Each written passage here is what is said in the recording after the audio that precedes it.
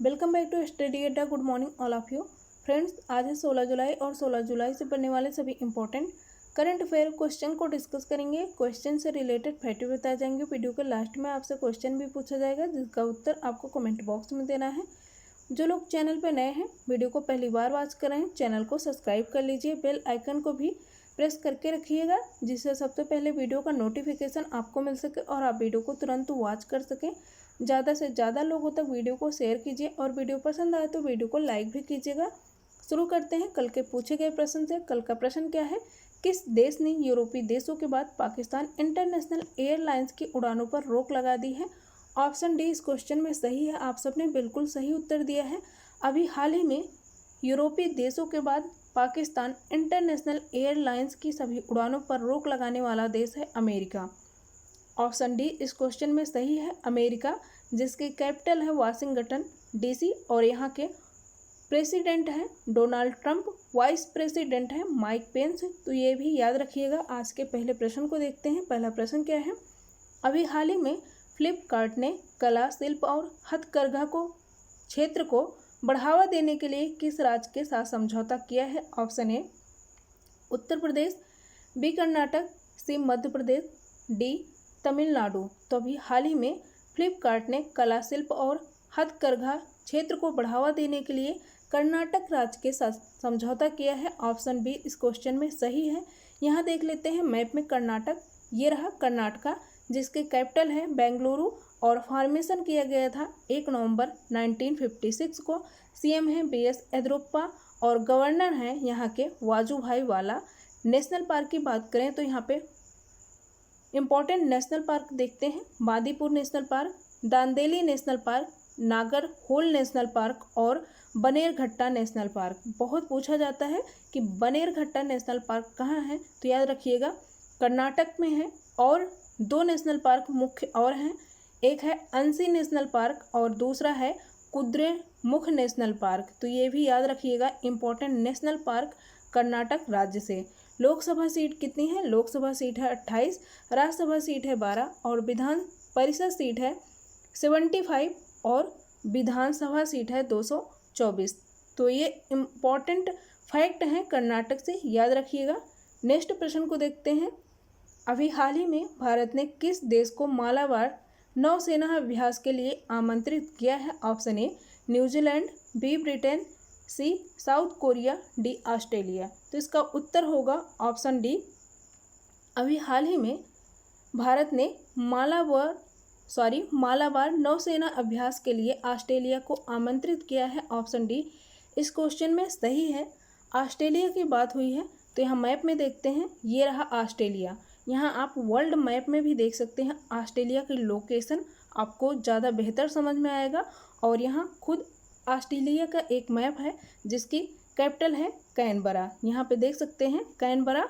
और सबसे बड़ा शहर पूछा जाए तो ये रहा सिडनी। यहाँ पे आपको दिख रहा होगा सिडनी सबसे बड़ा शहर है। और ऑस्ट्रेलिया के प्रधानमंत्री कौन है प्रेजेंट टाइम में? तो याद रखिएगा ऑस्ट्रेलिया के प्रधानमंत्री हैं स्कॉट मॉरिसन। इतनी इन्फॉर्मेशन आप ऑस्ट्रेलिया से याद रखिएगा। लोकेशन आप देख सकते हैं वर्ल्ड मैप में भी ऑस्ट्रेलिया का। नेक्स्ट प्रश्न को देखते हैं। अभी हाल ही में फेसबुक इंडिया ने किस मंत्रालय के सहयोग से गोल पहल का आयोजन कर रहा है? ऑप्शन ए रक्षा मंत्रालय, बी आयुष मंत्रालय, सी जनजाति मंत्रालय, डी जन औषधि मंत्रालय। तभी हाल ही में फेसबुक इंडिया ने जनजाति मंत्रालय के सहयोग से गोल पहल का आयोजन किया जा रहा है फेसबुक इंडिया के द्वारा। और ये किसके सहयोग से, किस मंत्रालय के सहयोग से किया जा रहा है? तो ये जनजाति मंत्रालय के सहयोग से किया जा रहा है। ऑप्शन सी इस क्वेश्चन में सही है। यहाँ आपको गोल दिख रहा है तो इसकी फुल फॉर्म भी है। पहले फुल फॉर्म जान लेते हैं फिर इसका उद्देश्य जानेंगे कि क्या है ये गोल पहल। तो गोल का फुल फॉर्म क्या है? Going online as leaders. Going online as leaders इसकी फुल फॉर्म है। उद्देश्य क्या है? तो यह आदिवासी क्षेत्रों में रहने वाले युवाओं के लिए एक मेंटरशिप प्रोग्राम है। इसके ज़रिए क्या होगा? तो इसके ज़रिए आदिवासियों को डिजिटल साक्षरता, जीवन कौशल, नेतृत्व क्षमता और उद्यमिता जैसे कौशल सिखाए जाएंगे। गोल पहल के द्वारा आदिवासी जो जनजाति हैं, युवा जनजाति हैं, उनको गोल पहल के द्वारा इन सब कौशल को सिखाया जाएगा। ऑप्शन सी इस क्वेश्चन में सही है, याद रखिएगा। नेक्स्ट प्रश्न को देखते हैं। बहुत ही इम्पोर्टेंट प्रश्न है। यदि आप यूपीएससी या फिर आप यूपीपीसीएस की तैयारी कर रहे हैं तो ये क्वेश्चन बहुत ही इम्पोर्टेंट बन जाता है आपके लिए। बहुत मोस्ट इम्पोर्टेंट क्वेश्चन मान के चलिएगा। और ऐसे ही पूछे जाते हैं यूपीपीसीएस और यूपीएससी में क्वेश्चन क्या है? पीएम कुसुम योजना का संबंध किस क्षेत्र से है? ऑप्शन ए टीबी के टीके से, बी सभी घरों तक स्वच्छ जल की सुविधा, सी सभी घरों तक बिजली कनेक्शन देना, डी खेतों में सोलर पंप की स्थापना करना। तो इसका आंसर होगा ऑप्शन डी, खेतों में सोलर पंप की स्थापना से पीएम कुसुम योजना का संबंध है। और अभी ये क्यों चर्चा में है? तो अभी हाल ही में ये चर्चा में इसलिए बना हुआ है क्योंकि अब इसमें ऑनलाइन रजिस्ट्रेशन करवा सकते हैं, रजिस्ट्रेशन कराया जा रहा है। ये किसानों के लिए मुख्य रूप से है, किसानों के लिए ही है। ये लाई गई योजना जो है ये मुख्य रूप से किसानों के लिए है। क्या है इस योजना में? तो अब किसान सोलर पंप लगाकर खेतों की सिंचाई आसानी से कर सकते हैं और यही है पीएम कुसुम योजना। ऑप्शन डी याद रखिएगा इस क्वेश्चन में सही है। खेतों में सोलर पंप की स्थापना करने के लिए ये योजना लाई गई थी। और इसकी घोषणा कब की गई थी? तो 1 फरवरी 2018 को इसकी घोषणा की गई थी। और इसको शुरू कब किया गया था? तो याद रखिएगा 2 फरवरी 2018 से इसकी शुरुआत की गई थी। और अभी हाल ही में चर्चा में इसलिए बना हुआ है क्योंकि अब इसमें रजिस्ट्रेशन कराए जा रहे हैं जिससे किसानों को खेतों में सोलर पंप लगाए जा सके और किसान आसानी से अपने खेतों की सिंचाई कर सके। नेक्स्ट प्रश्न को देखते हैं। नेक्स्ट प्रश्न क्या है? ये भी इम्पोर्टेंट है, वीआईपी करके चलिएगा। क्या क्वेश्चन है? His holiness the 14th Dalai Lama an illustrated biography शीर्षक पुस्तक के लेखक कौन है? Option A Tenzin gay Tethong, B J K Rowling, C Ruskin Bond, D Mohammad Abdul Mannan. तो इसका आंसर होगा ऑप्शन ए। अभी हाल ही में तेंजिन गे तेथोंग ने his holiness the 14th Dalai Lama an illustrated biography शीर्षक पुस्तक को लिखा है। इन्होंने इस बुक को लिखा है। क्या है इस बुक में? तो ये दलाई लामा जो हैं उनकी जीवनी पर आधारित ये बुक है और ये लिखा है तेंजिन गे तेथोंग ने। याद रखिएगा इम्पोर्टेंट है ये बुक। और यहाँ पे अभी इनको जो दलाई लामा है 1989 में इनको शांति, अहिंसा और स्वतंत्रता पर शिक्षाओं को लेकर के नोबेल पुरस्कार से भी सम्मानित किया जा चुका है दलाई लामा को। याद रखिएगा। यहाँ पे आपको दिख रहा होगा जेके रोलिंग। तो अभी कुछ दिन पहले ही मैंने आपको बताया था इन्होंने एक बुक बच्चों के लिए ऑनलाइन लॉन्च किया था फ्री ऑफ कॉस्ट, द इकाबाग। तो द इकाबाग किसकी बुक है? तो ये है जेके रोलिंग की। और रस्किन बॉन्ड इन्होंने कौन सी बुक लिखी हुई है? अभी हाल ही में रस्किन बॉन्ड ने एक बुक लिखी है a song of India. A song of India book लिखी है रस्किन बॉन्ड ने। और यहाँ पे मोहम्मद अब्दुल मन्नान तीनों ने भी एक बुक लिखी है behind the mask of covid. Behind the mask of covid book लिखी है मोहम्मद अब्दुल मन्नान। इन सब क्वेश्चन को आपको पिछली वीडियो में बहुत अच्छे से कराया जा चुका है। अभी तक आपने वीडियो को नहीं देखा है तो जाकर के देख लीजिए, बहुत ही अच्छे क्वेश्चन हैं और यहाँ पे आपका रिवीजन भी कराया जा रहा है। फ्रेंड्स, यदि वीडियो अच्छी लग रही हो तो अपने दोस्तों तक शेयर कीजिए और जो लोग चैनल पे नए हैं, चैनल को अभी तक सब्सक्राइब नहीं किए हैं तो चैनल को भी सब्सक्राइब कर लीजिए। नेक्स्ट प्रश्न को देखते हैं। प्रश्न क्या है? अभी हाल ही में किस बटालियन यूनिफिल पर्यावरण का प्रथम पुरस्कार जीता है? किस बटालियन ने अभी हाल ही में यूनिफिल पर्यावरण का प्रथम पुरस्कार जीता है? ऑप्शन ए रूसी बटालियन, बी भारतीय battalion, C American battalion, D British battalion. तो इसका आंसर होगा अभी हाल ही में भारतीय बटालियन ने यूनिफिल पर्यावरण का प्रथम पुरस्कार जीता है। ऑप्शन बी इस क्वेश्चन में सही है। क्यों दिया गया है इन्हें यह पुरस्कार? तो यह पुरस्कार कचरा कम करने, प्लास्टिक का पुनः उपयोग करने, ग्रीन हाउस तथा जैविक खाद के गड्ढे बनाने के लिए एक परियोजना के लिए इन्हें ये पुरस्कार दिया गया है। यूनिफिल पर्यावरण का पुरस्कार प्रथम पुरस्कार जीतने वाले भारतीय बटालियन हैं।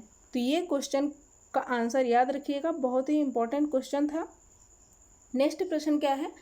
अभी हाल ही में किस मंत्रालय ने छोटे बच्चों की 30 मिनट से ज़्यादा ऑनलाइन क्लास पर गाइडलाइन जारी की है? ऑप्शन ए आयुष मंत्रालय, बी शिक्षा मंत्रालय, सी सूचना मंत्रालय, डी MHRD मंत्रालय। तभी हाल ही में MHRD मंत्रालय ने छोटे बच्चों की 30 मिनट से ज़्यादा ऑनलाइन क्लास पर एक गाइडलाइन जारी की है। ऑप्शन डी इस क्वेश्चन में सही है। क्या गाइडलाइंस MHRD मंत्रालय ने जारी किया है? एक्चुअली अभी कोरोना वायरस के चलते बच्चे ऑनलाइन क्लासेस पर ज़्यादा समय बिता रहे हैं।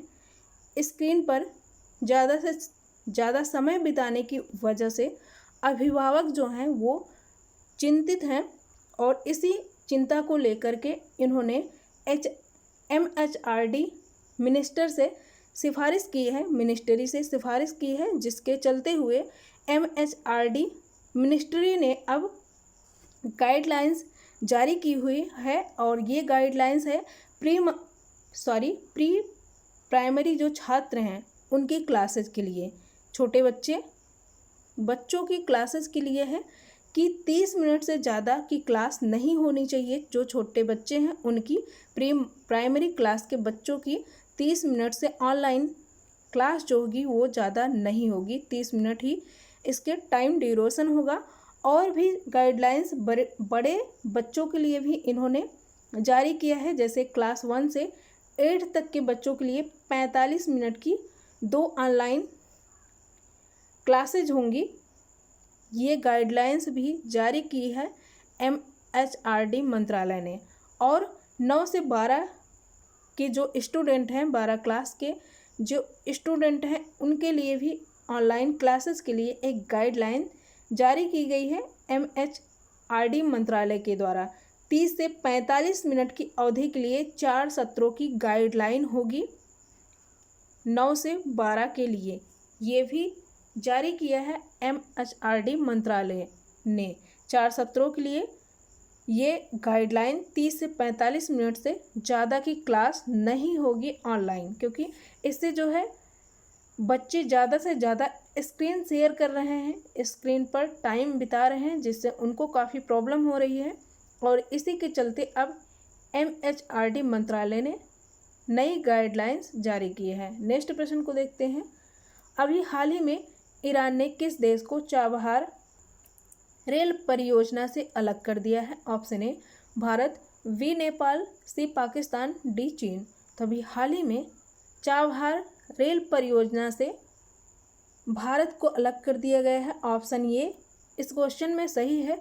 यदि हम इसको UPPCS और UPSC के पर्पस से देखें तो इनका कहना है अभी कि हमने फंडिंग में देरी करने की वजह से भारत को इस चाबहार रेल परियोजना से अलग कर दिया है। फंडिंग में भारत इस परियोजना से अलग इसलिए कर दिया गया है क्योंकि 4 साल हो गए हैं इस समझौते को लेकर के और अभी तक भारत के तरफ से कोई भी फंड जारी नहीं किया गया है इस परियोजना को लेकर के।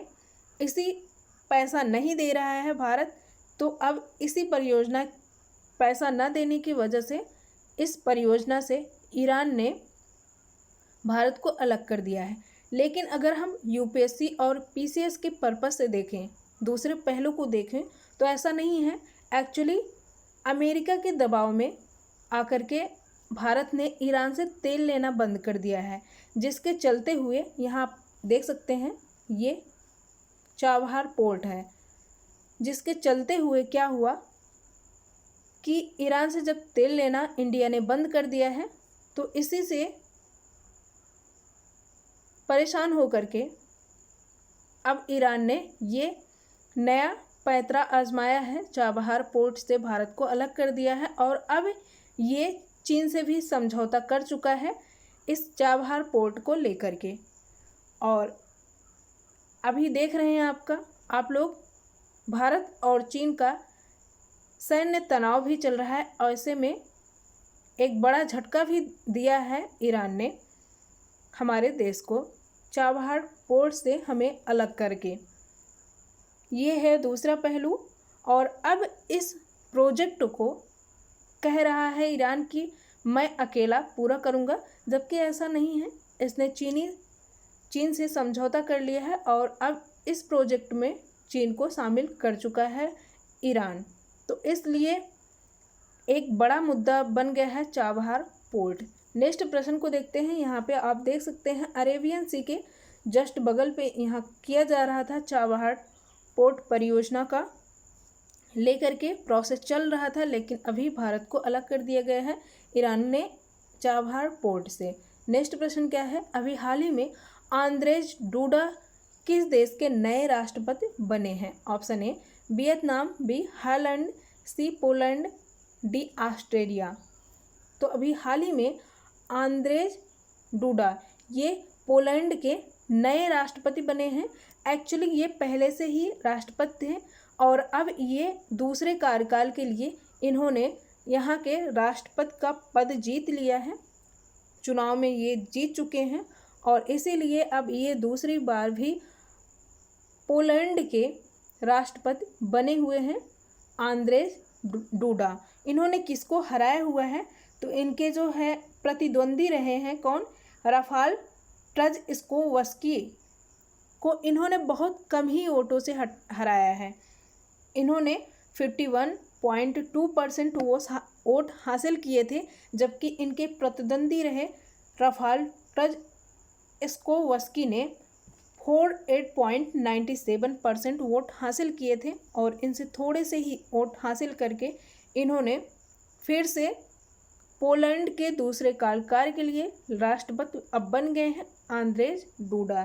तो याद रखिएगा आंद्रे डूडा। यहाँ पोलैंड देख सकते हैं, पोलैंड को मैप में ये रहा पोलैंड यहाँ पे पूरा, और इसकी कैपिटल है वारसा। वारसा इसकी कैपिटल है, याद रखिएगा। और अभी यहाँ के राष्ट्रपति कौन बन गए हैं? तो पहले से ही थे और दूसरे कार्यकाल के लिए भी बन गए हैं आंद्रेज डूडा, पोलैंड के राष्ट्रपति, जिसकी कैपिटल है वारसा। और सबसे बड़ी अगर शहर की बात की जाए, लार्जेस्ट सिटी की बात की जाए, तो ये वारसा ही है।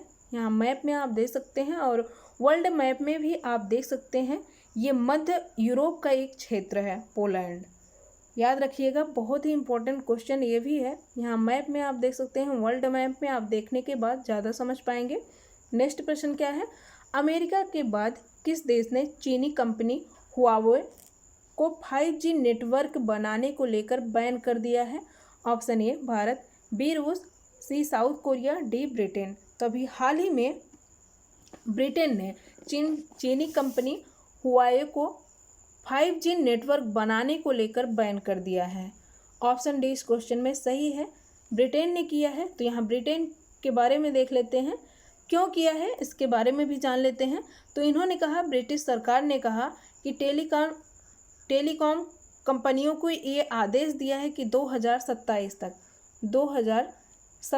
तक सभी 5G नेटवर्क जो हुआवे के उपकरण हैं उनसे जुड़े हुए हैं, ये हटा लिए जाएं।